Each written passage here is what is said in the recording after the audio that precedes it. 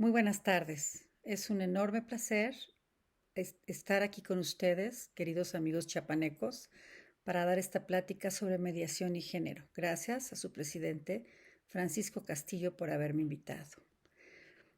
¿Es posible mediar con perspectiva de género? Yo creo que sí. Vamos a ver. Nos vamos a remitir a la reforma del artículo 17 constitucional sucedida en el año 2008, que incluye a los medios alternos de solución de controversias al nivel de garantía institucional, tal y como lo dice el ministro en retiro, doctor José Ramón Cosío. Tal reforma genera la obligación de los tribunales estatales de crear centros de justicia alternativa y procurar enviar parte de los conflictos que les son sometidos a resolución hacia la mediación, a través de la propuesta que se hace a las partes para recurrir a ella. ¿Cómo se les propone? Bueno, hay varias maneras. Una es haciendo promoción del Centro de Justicia Alternativa en diferentes formas. La segunda es que todos los actuarios que hacen las notificaciones de los juzgados de la Ciudad de México se hicieron mediadores, con lo cual ellos invitan a las partes a las que van a emplazar a juicio para que se sometan a la mediación. Y la tercera forma es que en los escritos, en los autos admisorios de demanda y en las notificaciones viene un párrafo en donde se habla de la mediación para que las partes en conflicto puedan recurrir a la mediación. En realidad no es eficiente, no es efectivo o no es eficaz tales llamadas a la mediación, porque pues la gente cuando deciden demandar están realmente convencidos de que lo que quieren es un tema mucho más fuerte que una mediación. Entonces, es difícil que así se pueda llevar a cabo la mediación. Posteriormente, la reforma del año 2011, en particular de los artículos 1 y 4 constitucionales, muestra una clara directriz de la salvaguarda de los derechos humanos al compensar la asimetría de la desigualdad histórica entre hombres y mujeres y prohibir la discriminación por cualquier causa, la inclusión de las convenciones internacionales a nuestro sistema jurídico. Estos antecedentes modifican sustancialmente la forma de juzgar y la forma de aplicar el derecho en nuestro país y son la base de diversas reformas legales a las que iremos nosotros mencionando. Recordamos por último las categorías sospechosas a que se refiere el artículo 1 constitucional en su párrafo quinto. Dice: queda prohibida toda discriminación motivada por origen étnico o nacional, género, edad, discapacidades, condición social, las condiciones de salud, la religión, las opiniones, las preferencias sexuales, el estado civil o cualquier otra que atente en contra de la dignidad humana y que tenga por objeto anular o menoscabar los derechos y libertades de las personas. Entonces, bueno, ¿qué son las categorías sospechosas? Pues son aquellas calidades propias del ser humano, como lo dijimos, raza, sexo, edad, religión, estado civil, etcétera, susceptibles de ser objeto de discriminación. Así pues, al participar la persona como juzgador, mediador o árbitro o abogado colaborativo para resolver un conflicto, ya sea por la vía judicial o cualesquiera de las mencionadas, es necesario que éste haga un análisis de los elementos del caso a tomar en cuenta si es que hay alguna categoría sospechosa que pueda ser discriminada y por ende el derecho de ser violado en perjuicio de la persona propietaria de tal categoría. Es decir, que por su raza, por ejemplo, fuera discriminado y hubiera una asimetría total en las partes en conflicto. Para este ensayo nos concentraremos únicamente en el género, es decir, en el sexo de las personas. La importancia de juzgar con perspectiva de género. Para ello es necesario primero conocer si hay asimetría entre las partes en conflicto, si hay víctimas de discriminación, si hay agresiones y si sabemos si estamos frente a un caso de desigualdad, de discriminación, de violencia de género o no, y si es así, ¿en qué grado está esto? Es importante conocer el criterio de la Suprema Corte de Justicia de la Nación en adelante sobre la igualdad jurídica y las acciones positivas. Dice la Corte, esta modalidad del principio constitucional de igualdad jurídica impone a las distintas autoridades del Estado la obligación de llevar a cabo ciertos actos que tiendan a obtener una correspondencia de oportunidades entre distintos grupos sociales y sus integrantes y el resto de la población. Por ende, se cumple a través de una serie de medidas de carácter administrativo, legislativo o de cualquier otra índole que tengan como finalidad evitar que se siga produciendo una diferenciación injustificada o discriminación sistemática, o que se reviertan los efectos de la marginación histórica y o estructural de un grupo social relevante. A estas medidas se les puede catalogar como acciones positivas o de igualación positiva. Nuestro análisis parte del protocolo para juzgar con perspectiva de género que la Suprema Corte de Justicia elaboró y que, según nos dijo el el ministro presidente hace unos días, este protocolo se va a actualizar. Entonces, para poder saber si hay discriminación, tenemos que conocer el concepto de estereotipo.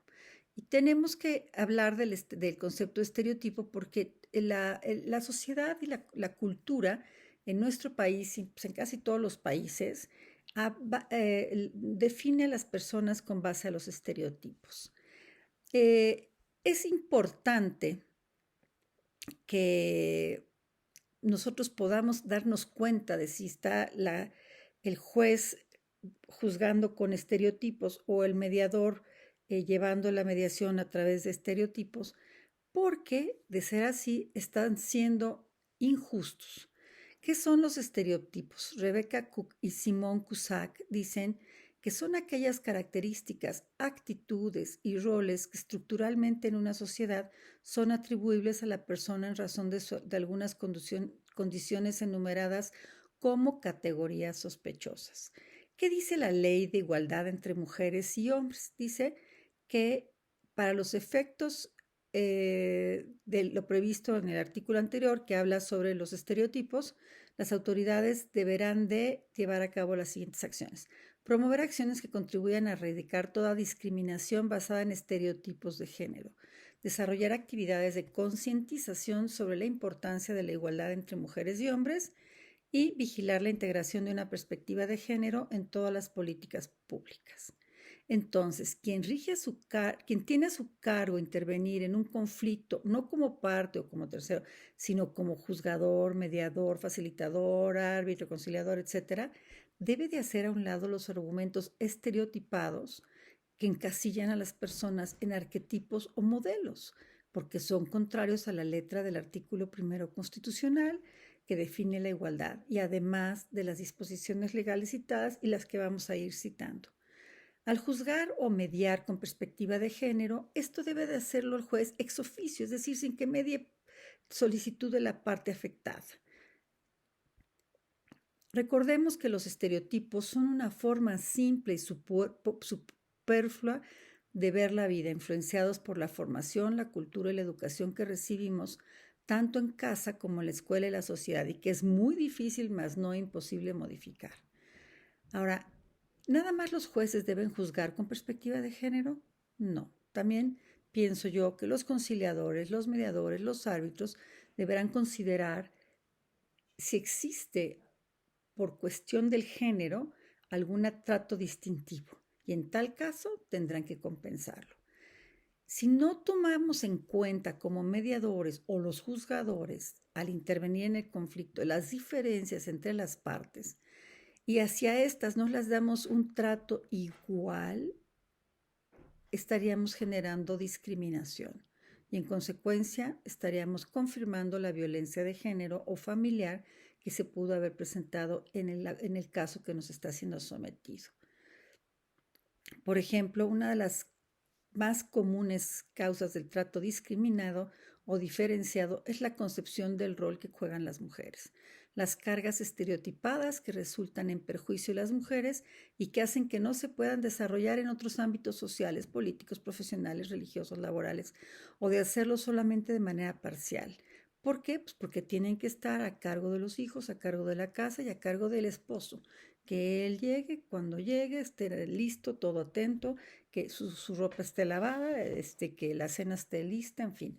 justamente se trata de compensar estas diferencias y de remediar los efectos discriminatorios.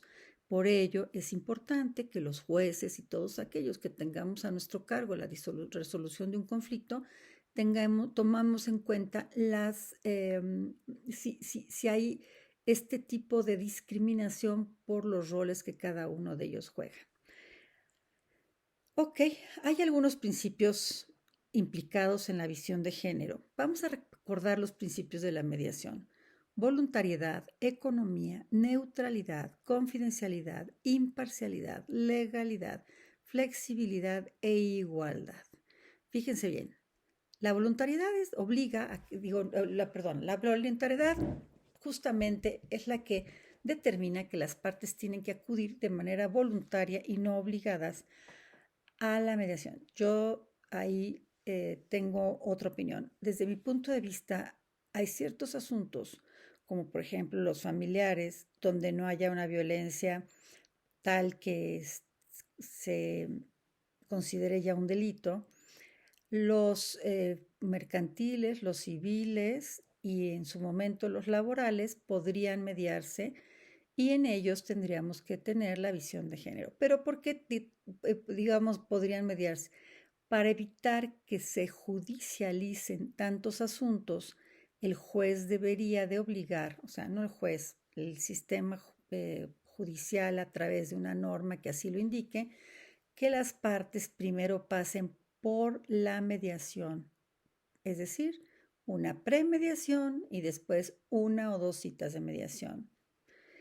El segundo principio de economía, bueno, es que sale más barato. Neutralidad e imparcialidad van de la mano, quiere decir que el mediador no puede darle un trato disparejo a las partes, que tiene que ser imparcial y neutral. La confidencialidad es un principio fundamental. Lo que pasa en la mediación no lo podemos decir ni aunque un juez nos lo pida en un juicio. Legalidad, conforme a derecho, flexibilidad, no debe haber ninguna regla rígida porque ello impediría que se hiciera una mediación adecuada. E igualdad, ahí es donde yo tengo mis dudas. Cuando nos llega un conflicto, sobre todo en materia familiar, pero cualquier otro también, no hay igualdad de las partes. Normalmente una de las partes está mucho más empoderada que la otra. Una de las partes domina sobre la otra. Entonces, ahí sí nos estamos confrontando con una de las máximas de la mediación, en donde dice que si no están las partes en igualdad de circunstancias, la mediación no podría llevarse. Imagínense ustedes, en un caso de una persona que está sometida a otra por un tema de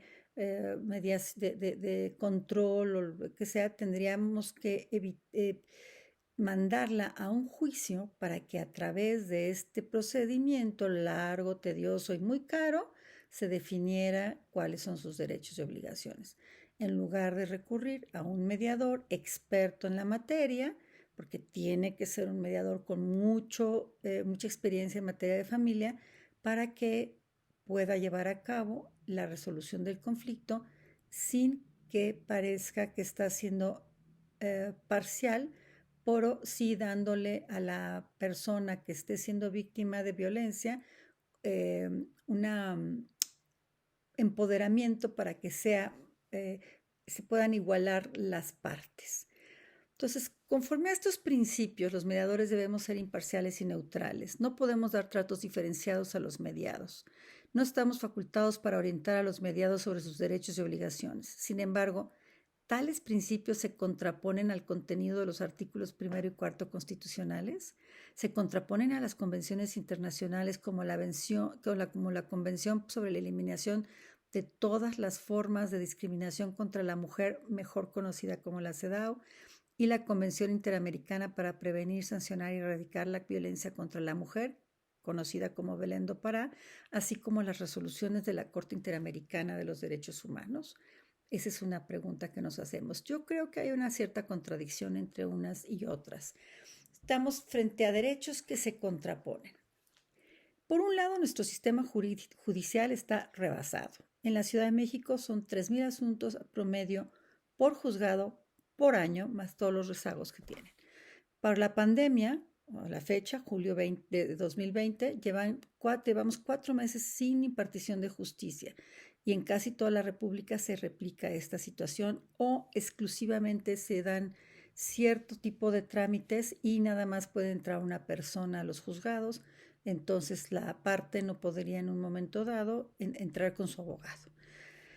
Tercero, no se permite mediar en casos de violencia familiar.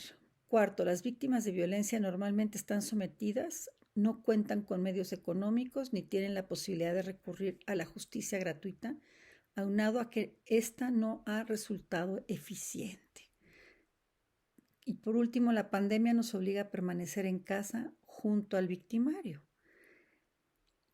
Por otro lado, en la parte contraria, de no apoyar los casos de violencia familiar a través de la mediación, estaríamos evitando que las partes puedan resolver los conflictos y revictimizando a quien sufre violencia familiar. La mediación es una forma rápida, saludable de resolver los conflictos en la que los propios mediados encuentran la solución sin que ésta sea impuesta, como en el caso de los jueces y árbitros, que imponen la solución. La mediación permite que los mediados reconozcan sus esfuerzos, sus aportaciones, se reconozcan entre sí.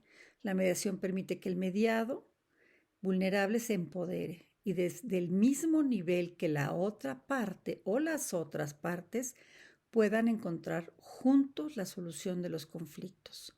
La mediación permite que para la violencia familiar que si los mediados acuden voluntariamente se pueda solucionar siempre y cuando esta violencia no incida en un delito. Entonces, es muy importante para la víctima, es un derecho humano que las diferencias históricas le sean compensadas mediando con perspectiva de género. Yo sé que mi punto de vista es contrario a los principios clásicos, pero también el derecho evoluciona y me parece que es el momento de ir más allá de lo que hemos estado aprendiendo durante tantos años. Y además, el propio protocolo sí señala que hay que juzgar con perspectiva de género y hay normas en las que se hacen acciones positivas, por ejemplo, la Ley Federal del Trabajo en favor de los trabajadores, que tienen algunas garantías para poderse medio compensar con los patrones y las mujeres en el derecho de familia. Entonces, ¿por qué no en la mediación se puede hacer una especie de compensación para la parte débil, que no necesariamente es la mujer? No olvidemos que la mediación debe de ser flexible, a fin de que la estructura rígida del proceso no afecte que fluya adecuadamente. Los principios evolucionan con el tiempo y la rigidez que se presenta ahora es justamente contraria al principio de igualdad y no discriminación.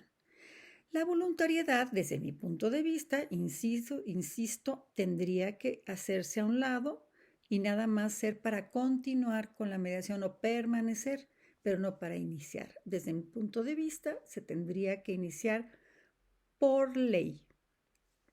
Por último, se debe confiar en el criterio de los mediadores, quienes estamos siendo sometidos a observación permanente tanto a través de nuestros convenios, los que por lo menos los que estamos certificados, como por los exámenes y cursos que estamos obligados a hacer. Los mediadores debemos tomar en cuenta diversas cuestiones para saber si tenemos que aplicar la perspectiva de género y en qué casos el mediador debe negarse a mediar. Evidentemente, cuando hay un delito, no puede mediar el mediador. O sea, no podemos transigir sobre un delito. Si el delito es robo, si el delito es homicidio, si el delito es violencia familiar con golpes, etcétera, tenemos la prohibición clarísima de mediar. Pero en materia de familia, digan ustedes, ¿quién no se ha enojado con su cónyuge, pareja, concubino, concubina, y ha dejado de hablarle unos días o ha manifestado su enojo a través de algunas frases irónicas? Pues yo creo que todo mundo. Y eso es violencia. Resulta que eso es violencia. Entonces sí podemos mediar cuando hay violencia familiar, siempre y cuando esta no sea un delito. Tenemos que trabajar para revertir esta tendencia. No lo vamos a lograr si no lo hacemos desde ahora. Y Yo sé que vamos a tardar generaciones, pero debemos continuar con el esfuerzo que hicieron quienes nos antecedieron a fin de modificar la forma de pensar. El desequilibrio entre las partes que llegan a la mediación es común, es normal. Las teorías y la normatividad señalan que no puede tener lugar la mediación si hay un desequilibrio importante en estas y que una de ellas sea la que tome las decisiones mientras la otra se allana. Sin embargo, en México, por ejemplo, el cónyuge es el que trae los ingresos económicos o el que gana más cuando la cónyuge también trabaja. Y la cónyuge tiene que dividir sus horarios en el horario laboral, si es que trabaja, y en el horario de atención a los hijos y a la familia, a la casa. Por lo tanto, tiene una doble jornada. Y si además está en la barra de abogados, por ejemplo, o en alguna otra organización, pues tiene un triple horario.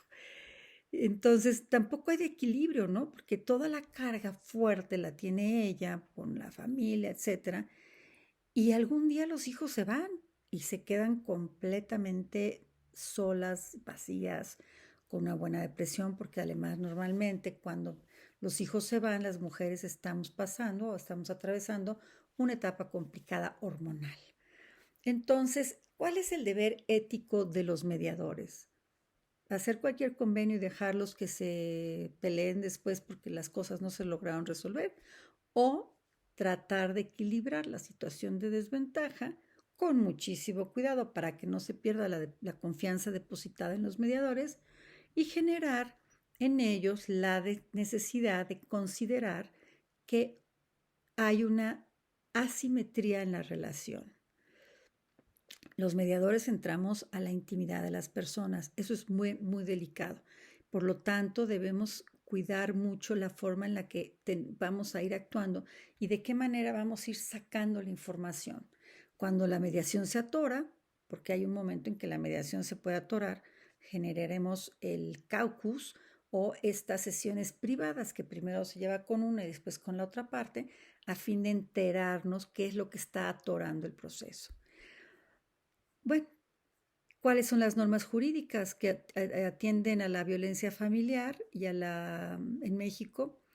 En la Ciudad de México, el Código Civil, que habla de la violencia física, psicoemocional, económica, sexual, etcétera. La de la Ley de Acceso a las Mujeres a una Vida Libre de Violencia, que es una ley general, habla de la violencia psicológica, la violencia física, la patrimonial, la económica, la sexual. Y después tenemos la Convención Interamericana, conocida como Belén do Pará, que también habla sobre la forma de violencia que hay que erradicar. Entonces, ¿cómo mediar con perspectiva de género sin romper los principios de neutralidad e igualdad? Pues es francamente complicado.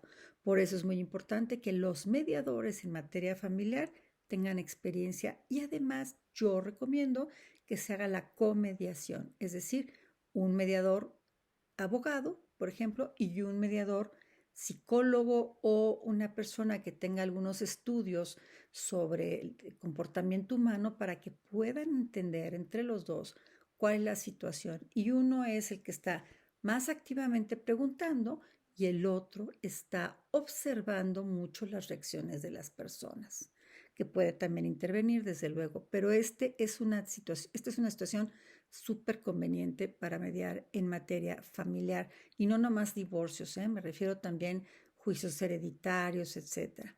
O cuando hay socios que están peleados y hay que también revisar cuáles son las respuestas ante ciertos estímulos. Uh-huh. Evidentemente no vamos a mediar cuando hay violencia física, ni tampoco sexual, no nos corresponde.